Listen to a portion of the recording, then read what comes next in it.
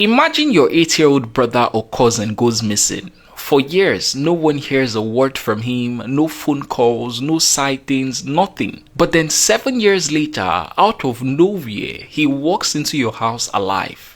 Let me explain. Now, the story starts with this man called Mr. Taye. Taye used to live in a state in Nigeria called Rivers, and he works as a local meat seller. He goes to slaughterhouse, purchases meat in large quantities there, and then sells them in his small shop at the market. Now, in that same market, the parent of this young boy named Junior were also traders there. As at that time, Junior was 8 years old, and from time to time, he would go to the market with his mom. And we all know how young market women kids are. They walk and play around with their friends who are also children of traders in the market. But then one day, while Junior was doing his usual walk around the market, Taye lured him to his shop, kidnapped him, and then left the city entirely. Moments later, Junior's family began searching for him. They searched everywhere one could think of. Social media posts were made about his disappearance to alert the public so as to aid in finding him. But still, they couldn't find Junior nor Taye. Days turned to weeks, weeks turned to months, and months to years. Still, no sign of Taye, and so they gave up hope of ever finding him. Meanwhile, after Junior's kidnapping by Taye, he was taken to Ondo State, and as soon as they arrived there, he was sold off by Taye to another man for 300,000 naira. The new man then sold him off to another man who I would call Mantu for 500,000 naira, and this was where Junior began living. Mantu changed Junior's name from Chibuikem Junior to Olamide